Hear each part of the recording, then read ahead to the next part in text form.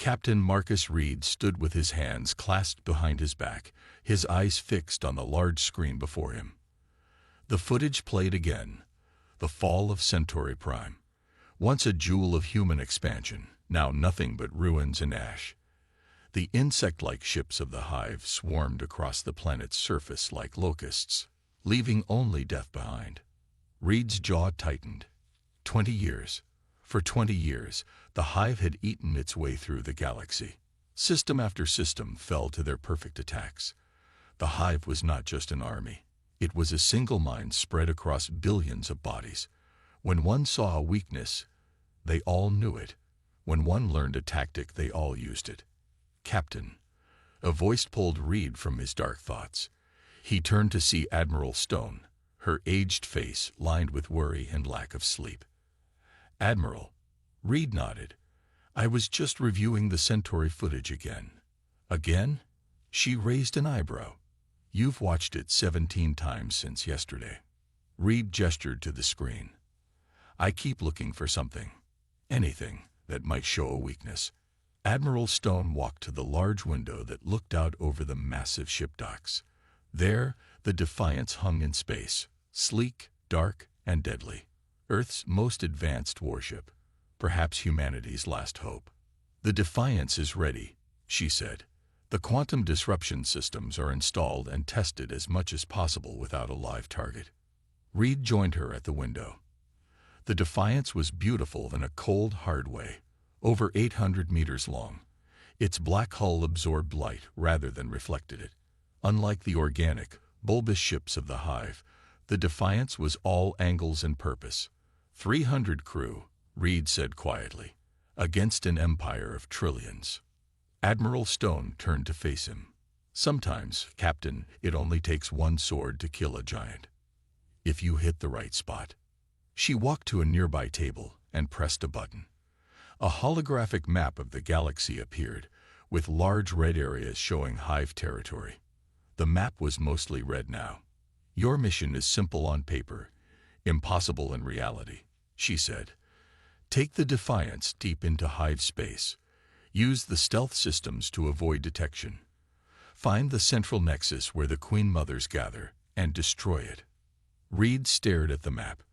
The central nexus was at the heart of Hive territory, surrounded by thousands of conquered systems and countless enemy ships. The quantum disruption weapons are our best guess. Stone continued. Based on everything we know about Hive biology, the weapons should break their neural connections. Without the Queen Mother's control, the Hive might fall apart, or at least be weakened enough that we can fight back. And if they don't work? Reed asked. Stone's face hardened. Then humanity falls. Earth is next on their list, Captain. We both know it. Reed nodded slowly. When do we leave? Tomorrow at dawn. Your crew is the best we have left. The best Earth has to offer. The next morning, Reed walked through the busy halls of the Defiance. Crew members saluted as he passed. Some faces showed fear, others determination. All knew they might never see Earth again. He entered the bridge, a large, circular room with workstations arranged around a central command chair. Screens showed the ship's systems, all glowing green and ready. Captain on deck, called Commander Eliza Winters, his second in command. The bridge crew stood at attention. At ease, Reed said, taking his seat. Status report. All systems green, Captain, reported Lieutenant Thomas, the ship's engineer. The quantum drive is stable. Weapons are loaded and ready. Stealth systems are online, added Lieutenant Amaradias from the tactical station. We should be invisible to Hive sensors as long as we don't use main engines or weapons. Reed nodded. Good. What about the crew? Commander Winters stepped forward. 300 crew members, all present and accounted for. The best pilots, engineers, and soldiers Earth has. We're ready, sir. Reed looked around at their faces. Young, most of them. Too young for such a burden. But there was no one else. Very well. Commander Winters, begin undocking procedures. The massive clamps holding the Defiance released with hollow booms that echoed through the hull. The ship drifted free of the dock, its minimal thrusters keeping it stable. On the main screen, Admiral Stone appeared from Earth Command. "Captain Reed, you are cleared for departure. May God go with you, because we cannot." Reed nodded. "We won't fail, Admiral."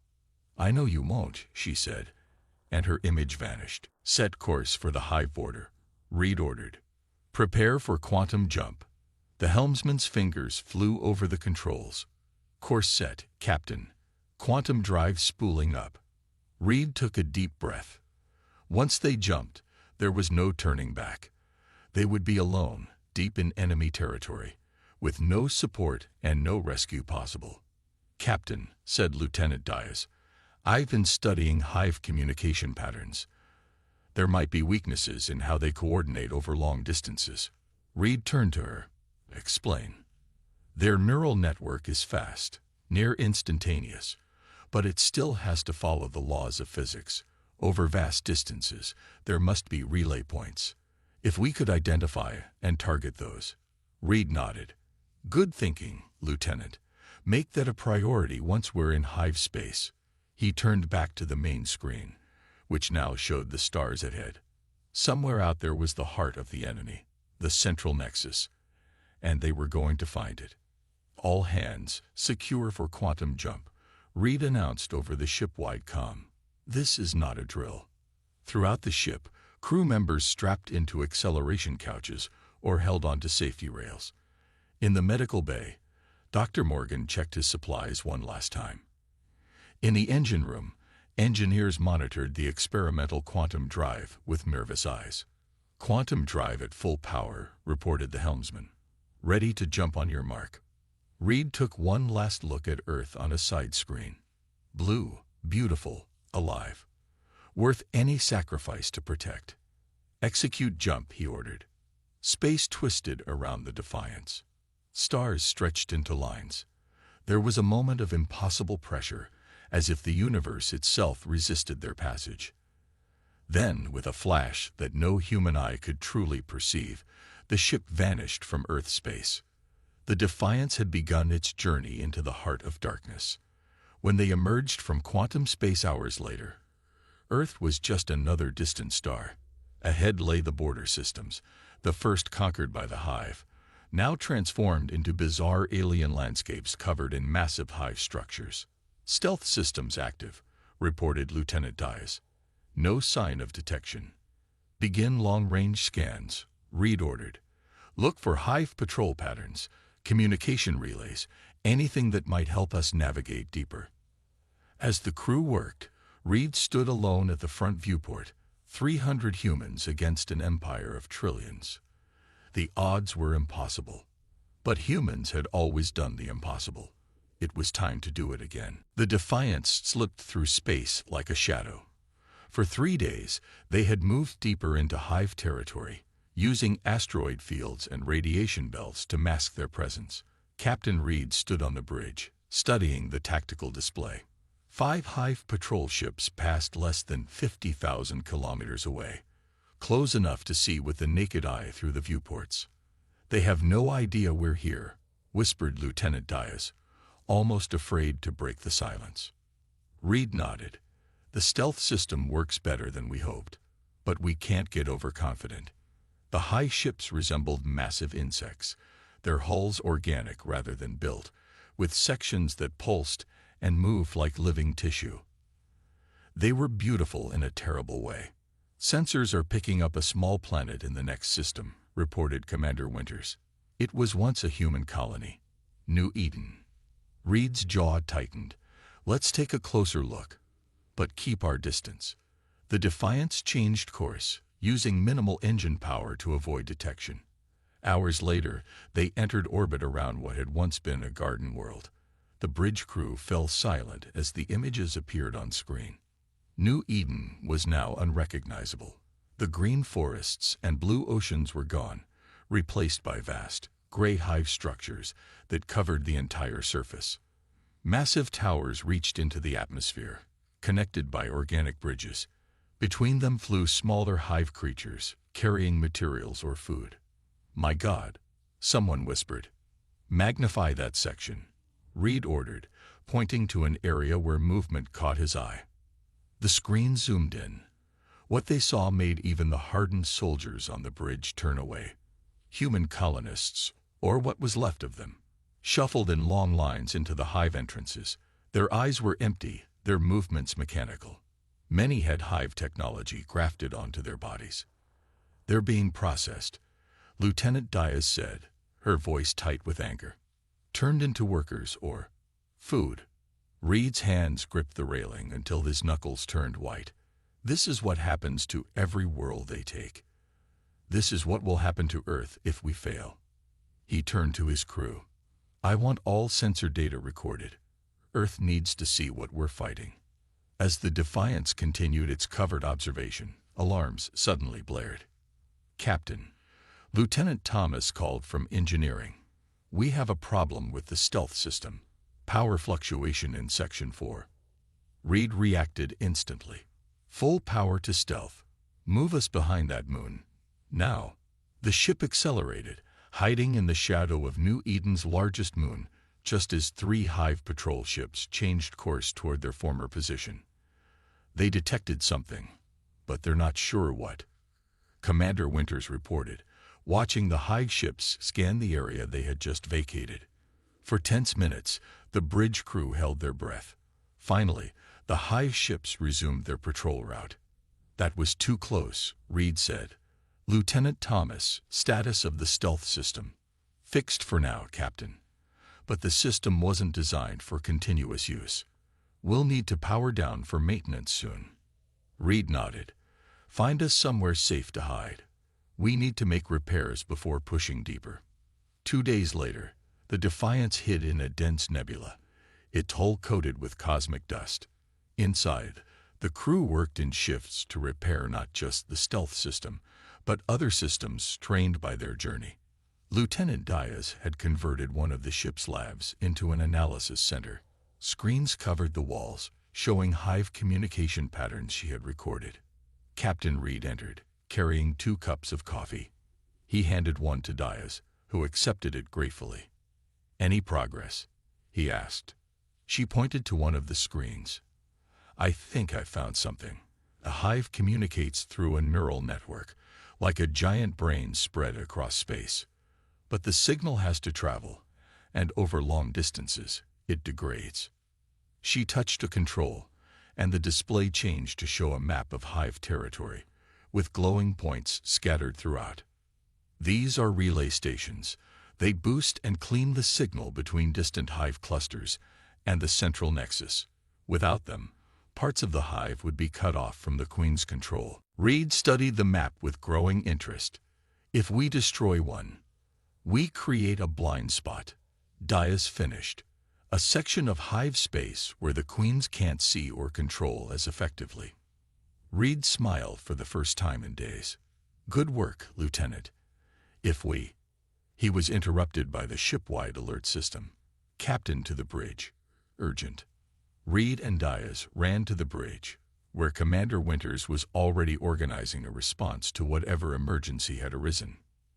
"Report," Reed barked as he entered. Sensors detected a small ship entering the nebula.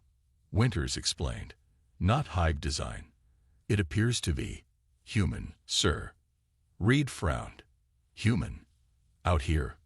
Put it on screen." The main display showed a battered transport vessel, barely larger than a shuttle. Its hull was scorched from weapons fire, and it moved erratically, as if damaged or piloted by someone unskilled. "They're broadcasting a distress signal," the communications officer reported. "Audio only." "Let's hear it," Reed ordered.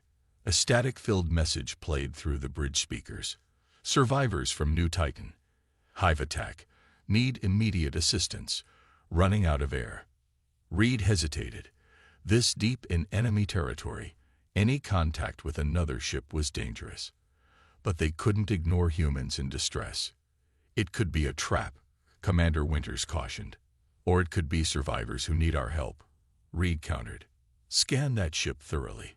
Any sign of Hive technology or biology, we back off immediately." The minutes ticked by as the Defiance's sensors probed the damaged vessel. 12 human life signs detected, reported the sensor officer. No hive signals. Their life support is failing. Sir. Reed made his decision. Bring them aboard. Full quarantine protocols. Security teams on standby. Hours later, Reed entered the ship's medical bay. 12 survivors had been rescued, now being treated for injuries and malnutrition. Dr. Morgan approached Reed with a data pad.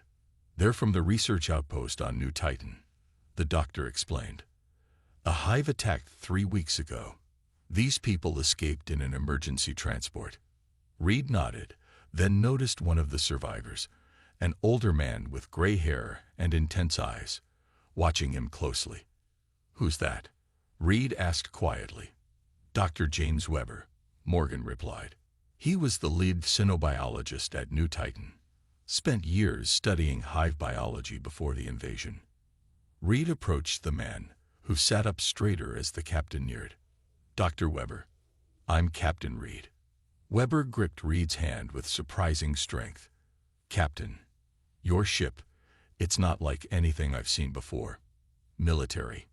Yes, special mission. Weber's eyes narrowed. You're hunting them, aren't you?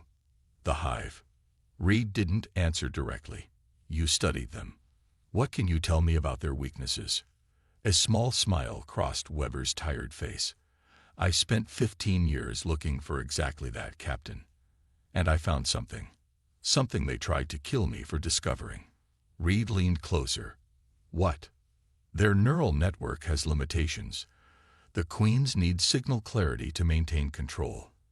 That's why they build relay stations. But there's more. Weber lowered his voice. Their biology, the way their minds connect, it's vulnerable to specific energy frequencies. Hit them with the right signal, and their perfect coordination shatters. For the first time since leaving Earth, Reed felt real hope. Dr. Weber, I think we need to talk more. In private. As they left the medical bay, Commander Winters contacted Reed through his communicator. Captain, Lieutenant Diaz has identified a major hive relay station 2 light years from our position. It's lightly defended. They don't expect attacks this deep in their territory. Reed looked at Weber, then back at his communicator. Tell Lieutenant Diaz to prepare a full tactical briefing. We've just found our first target. The hunt had begun. The attack on the hive relay station had gone both better and worse than expected. Better, because they had destroyed it completely. Worse, because the Defiance had taken heavy damage in the process. Captain Reed walked through the damaged sections of his ship, surveying the repairs. Emergency lights cast red shadows across bent metal and exposed wiring. Crew members worked tirelessly, welding broken pipes and replacing damaged systems. How bad is it? Reed asked as Commander Winters joined him. The main engines are operating at 60%. Stealth systems are functional but unreliable. We lost 4 crew members. Her voice was steady, but her eyes showed the pain of those losses. Reed nodded grimly. They had struck a significant blow. According to Dr. Weber and Lieutenant Diaz, they had created a blind spot in hive communications that would take weeks to fix. But the cost had been high. And the quantum disruption weapon? He asked. Undamaged, thankfully. Lieutenant Thomas says it's stable. She paused. Captain, the crew is talking. Some of them think we should turn back, report what we've learned so far. Reed stopped walking. And what do you think, Commander? Winters met his gaze. I think we've come too far to turn back. We've proven the hive can be hurt, but the mission is getting harder with every light year. Gather the senior officers in 1 hour, Reed ordered. We need to discuss our next move. In the ship's conference room, the mood was tense.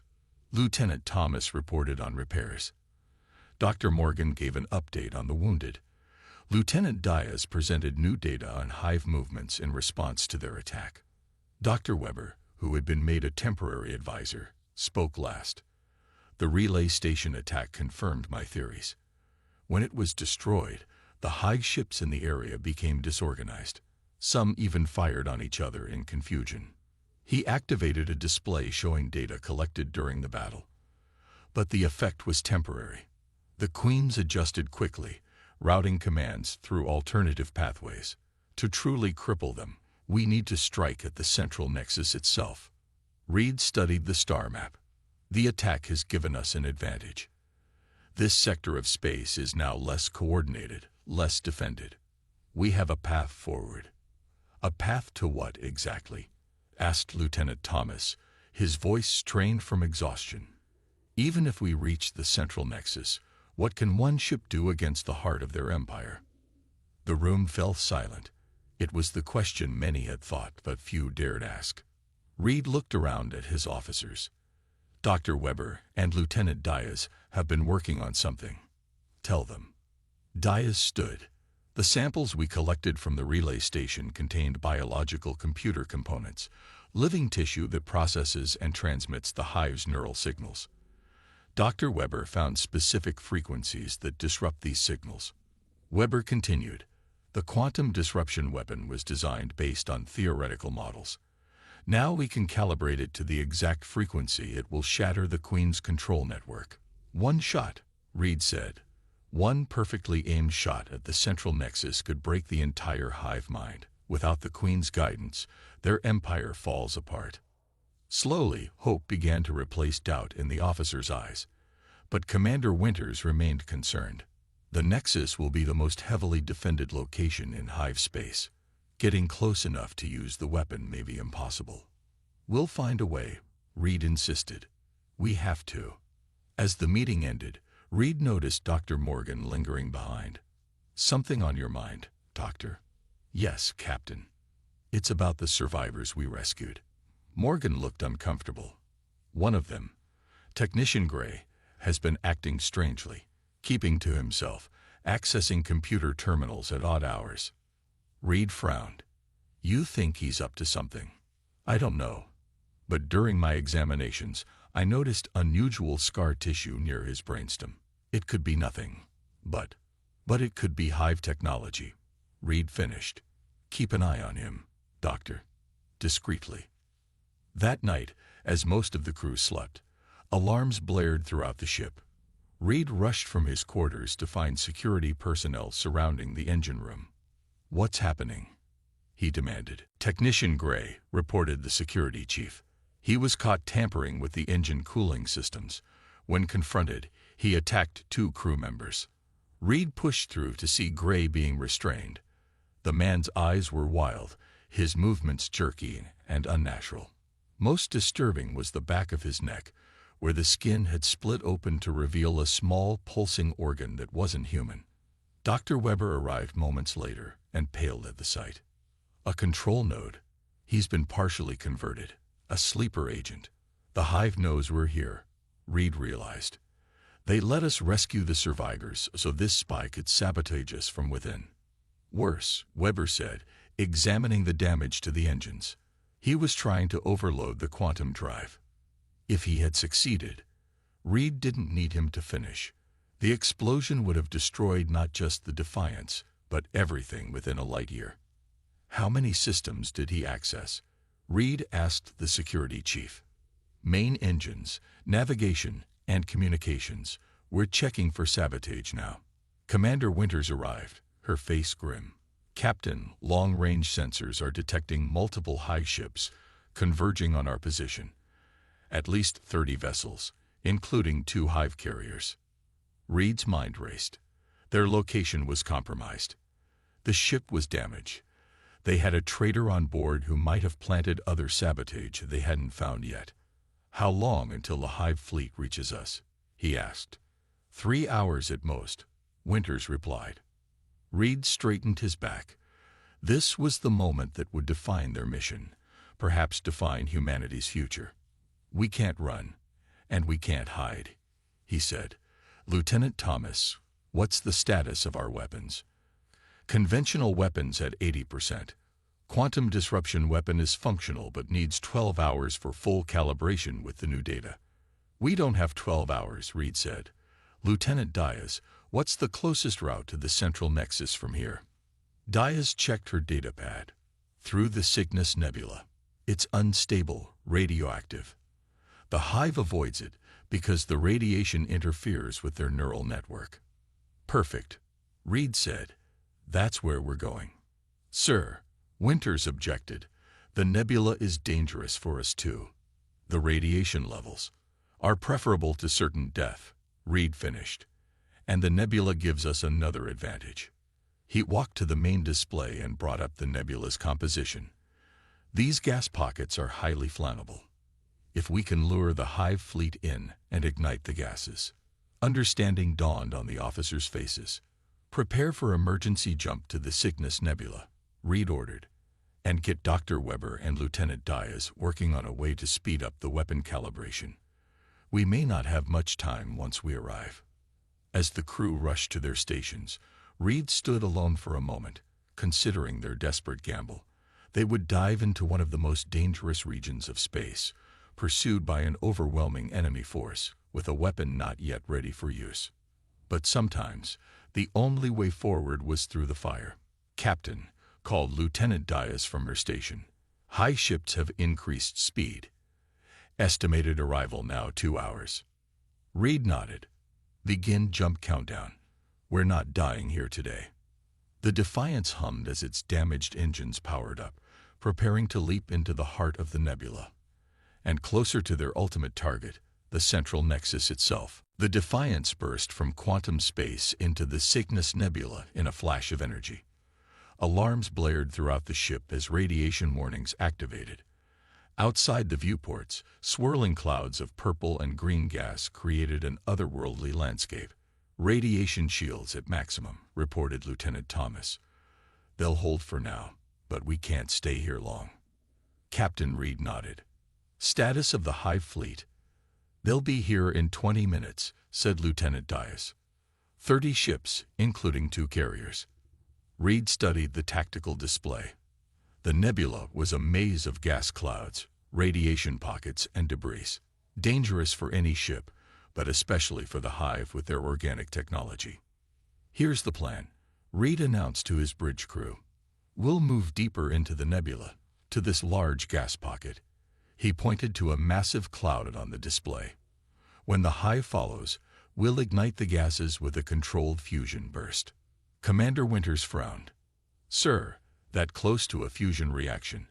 Our shields might not. They won't follow us all the way in, Reed interrupted. They'll spread out to surround us. That's when we'll ignite the gas and make a blind quantum jump through the explosion. The officers exchanged worried glances. A blind quantum jump was incredibly risky. They could emerge inside a star or planet, but staying meant certain death. Lieutenant Thomas, how are the engines? Reed asked. Holding at 65%. The quantum drive is damaged but functional. 1 jump is all we can manage before major repairs. Reed's expression remained determined. 1 jump is all we need. Plot a course for the central nexus. The bridge fell silent. Sir, Commander Winters said quietly, the central nexus is the most heavily defended location in high space. If we jump there directly, it's also the last place they'll expect us, Reed replied. After the nebula explosion, they'll think we're destroyed or running for home. This may be our only chance to reach the nexus with the element of surprise. Dr. Weber, who had been quietly observing, spoke up. Captain, the weapon calibration is only at 70%. We need more time. Time is the one thing we don't have, Doctor. Can it work at 70%? Weber hesitated. Possibly, but the effect might be limited or temporary. Limited is better than nothing, Reed said firmly. Everyone to battle stations. This is what we came for. The Defiance moved deeper into the nebula, its engines leaving a faint trail that the pursuing Hive ships could follow. Inside, the crew worked frantically to prepare for their desperate gambit. In the weapons control room, Lieutenant Diaz and Dr. Weber made final adjustments to the quantum disruption weapon. If we boost power to the main emitter, Weber suggested, we might compensate for the incomplete calibration. Diaz nodded, but that could burn out the system after 1 shot. 1 shot is all we'll get anyway, Weber replied grimly. On the bridge, Reed watched as the first Hive ships entered the nebula. As predicted, they spread out, trying to surround the human vessel. "They're in position," reported the tactical officer. "All Hive ships have entered the gas cloud." Reed took a deep breath. "Ignition sequence in 3, 2, 1. Fire." The Defiance launched a small fusion missile into the heart of the gas cloud, then immediately powered up its quantum drive. The missile detonated, creating a chain reaction as the gases ignited. A massive wave of energy expanded outward, engulfing the Hive ships. "Quantum jump now," Reed ordered. The stars stretched around them as the ship leaped into quantum space, the explosion's shockwave just meters behind them. The Defiance shuddered violently, systems overloading throughout the vessel. Then darkness. Reed awoke to the sound of emergency systems and the red glow of backup lighting. He pulled himself from the floor where he'd been thrown during the jump.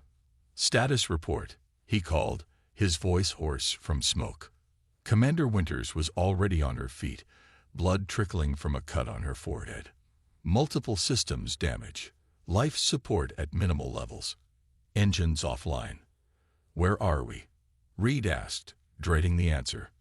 Lieutenant Diaz, who had returned to the bridge just before the jump, checked her damaged console.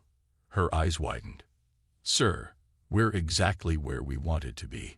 She looked up, her expression a mixture of awe and fear. "We're in orbit around the central nexus."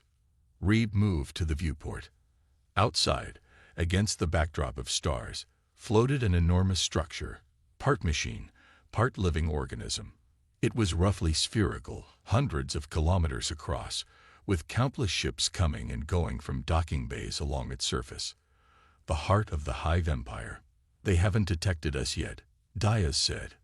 "Our systems are so damaged that we're barely registering on sensors. They think we're just debris." Reed felt a glimmer of hope. "How long until they realize we're here?" "Hours, maybe. But we won't last that long without repairs." Dr. Weber entered the bridge, his face grim. "Captain, I've checked the quantum disruption weapon. It's intact but can't be fired from this distance. We need to get closer, much closer." Reed stared at the massive structure. "How close?" "Inside," Weber answered. "The weapon needs to be placed at the central control hub to affect all the Queen Mothers simultaneously." Silence fell on the bridge as the implications sank in. "A boarding party," Commander Winters said finally. "A small team could take a shuttle, disguised with the Hive signatures we recorded, plant the weapon, and get out before it detonates." Reed nodded slowly. "I'll lead the team." "No, Captain," Winters countered. "The ship needs you. I'll lead the boarding party." Before Reed could argue, Lieutenant Thomas called from engineering through the comm system. "Captain, we've got more problems. Life support is failing faster than expected. We have maybe 5 hours of air left." Reed made his decision. "Commander Winters, select 4 crew members for the boarding party. Lieutenant Diaz, you go with them. You understand the weapon better than anyone except Dr. Weber." "What about the Defiance?" Winters asked. "We'll make emergency repairs. Once the weapon is planted, we'll pick you up and get out before detonation." Reed looked around at his crew. "This is it. Everything we fought for comes down to the next few hours." An hour later, a small shuttle launched from the Defiance. Modified to broadcast Hive identification signals and covered with samples of Hive organic material, it looked like just another worker craft approaching the massive nexus. Inside, Commander Winters and her team prepared their weapons and the modified quantum disruption device. "Remember," Winters told them, "we plant the device at the central hub, set the timer for 30 minutes, and get out. The Defiance will meet us at extraction point Alpha." Lieutenant Diaz checked the device one last time. Once this activates, it will disrupt the neural connection between the Queens and their forces. Without guidance, the entire hive mind collapses. The shuttle approached a small maintenance dock on the Nexus's surface. So far, their disguise was working. "One way or another," Winters said quietly, "the Hive Empire ends today." Back on the Defiance, Captain Reed watched the shuttle dock successfully with the Nexus. Now all they could do was wait and hope. Lieutenant Thomas approached Reed. "Captain, I've managed to restore partial engine power. We can move, but another quantum jump is impossible." Reed nodded. "Good work. Get us into position for extraction." As the Defiance slowly moved to the rendezvous point, an alarm sounded. "Multiple high ships changing course," called the tactical officer. "They're heading toward us. I think they've detected us, sir." Reed's face hardened. Their time had just run out. Inside the central nexus, Commander Winters led her team through pulsing organic corridors. The walls themselves seemed alive, with strange lights flowing through vein-like structures. The air was thick and humid, smelling of something alien and sweet. "Stay close," Winters whispered. "According to Dr. Weber's data, the central chamber should be 2 levels down." They moved cautiously, using the hive biological signatures they had collected to mask their presence. So far, the disguise worked. The few hive drones they encountered barely glanced at them. Lieutenant Diaz checked her scanner. "The neural signal is getting stronger. We're close to the Queens." The team reached a vast chamber with a ceiling that stretched hundreds of meters high. Inside, dozens of massive creatures hung suspended in glowing liquid pods. Each was 3 times the size of a human, with multiple limbs and enlarged head structures. The Queen Mothers. There, Diaz pointed to a pulsing column in the center of the room. "That's the main neural relay. If we plant the device there, it will disrupt the entire network." Winters nodded. "Move fast. We have 15 minutes to get back to the extraction point." Aboard the Defiance, Captain Reed faced a desperate situation.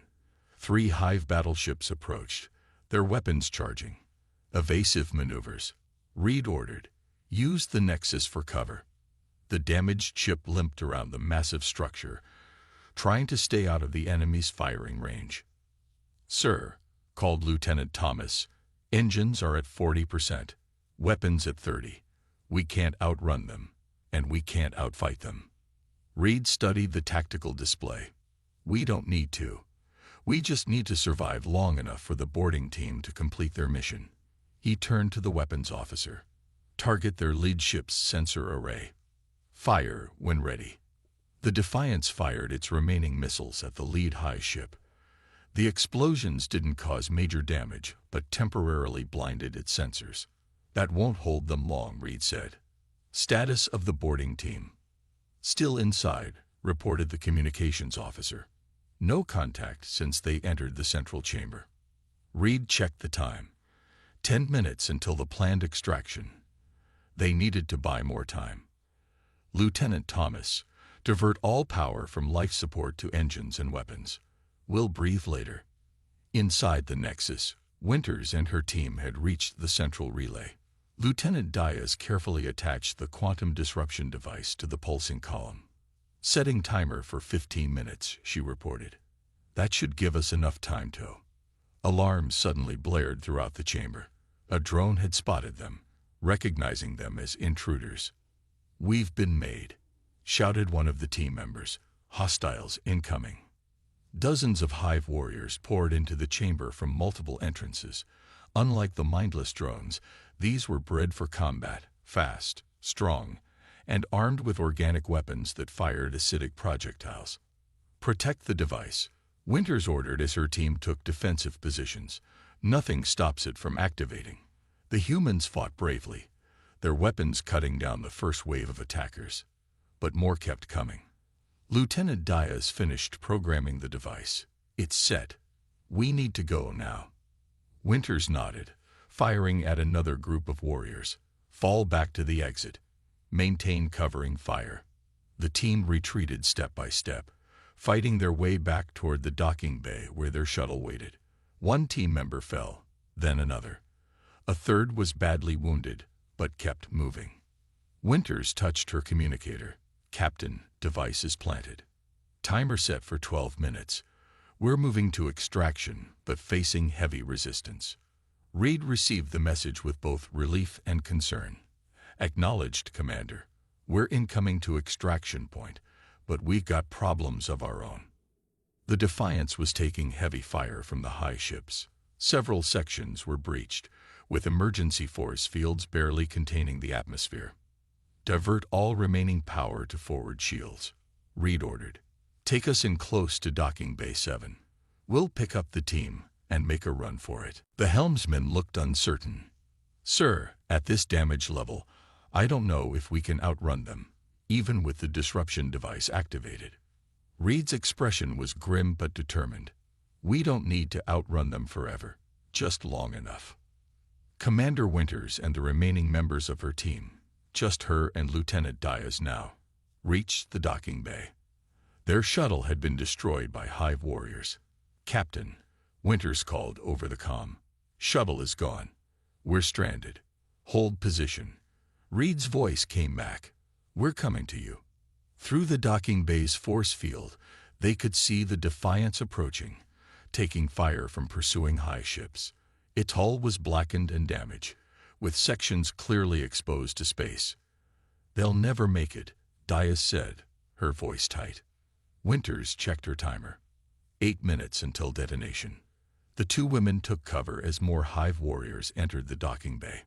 They fired their remaining ammunition, knowing they couldn't hold out much longer. Suddenly, the Defiance appeared at the docking port, its remaining weapons firing at the Hive ships. The boarding ramp extended into the bay.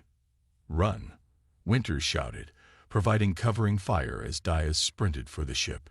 Lieutenant Diaz made it aboard, but as Winters turned to follow, a Hive warrior shot caught her in the back.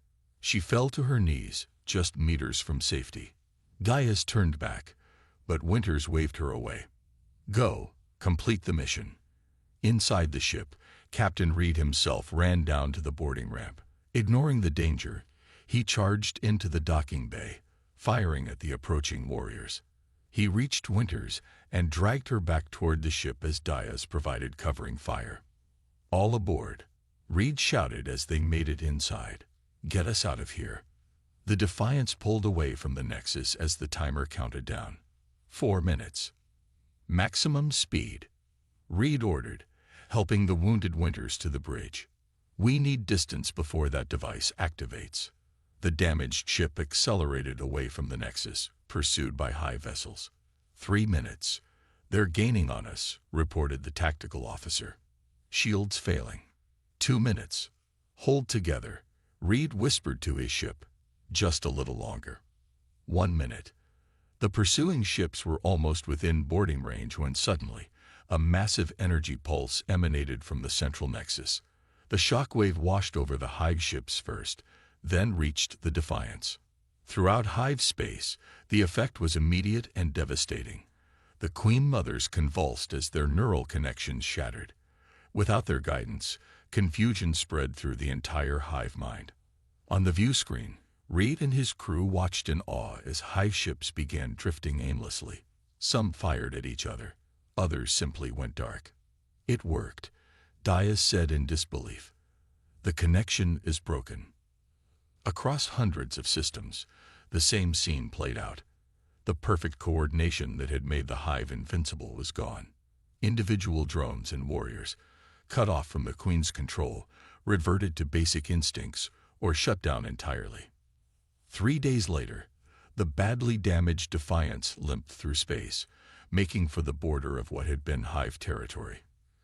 Commander Winters was recovering in the medical bay, though she would never fully heal from her injuries. On the bridge, Captain Reed received a transmission from a nearby system, one that had been under Hive control for years. "This is Freedom Station," came a voice they had never expected to hear again. "To unknown human vessel. We are free. The Hive controllers suddenly collapsed 2 days ago. Please identify yourself." Reed smiled for the first time in weeks. "This is Captain Marcus Reed of the Earth Warship Defiance. We bring good news from the heart of Hive space." In the days that followed, they made contact with other liberated systems. Former slave species were rising up against their weakened oppressors. Ships long hidden were emerging to join the fight. Without the Queen's coordination, The once invincible empire was collapsing. On the observation deck, Reed stood with Commander Winters, who was in a wheelchair, and Lieutenant Diaz. Together, they watched distant flashes of light as battles continued across the stars. "We did it," Winters said quietly. "One ship against an empire." "Not just any ship," Reed replied. "A human ship, with a human crew who refused to give up." Diaz studied her sensor readings. "The Hive isn't completely defeated. Some queens survived. Some sections of their forces are regrouping.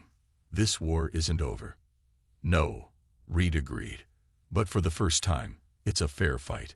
And we've shown the galaxy that the Hive can be beaten." He looked out at the stars, thinking of Earth and the long journey home.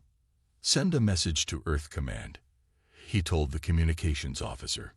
"Tell them, mission accomplished. The Galactic Empire is falling. Humanity stands undefeated." As the Defiance continued its journey home, word of its victory spread from system to system.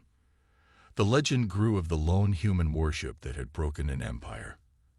And throughout the galaxy, oppressed peoples looked to the stars with something they had almost forgotten: hope.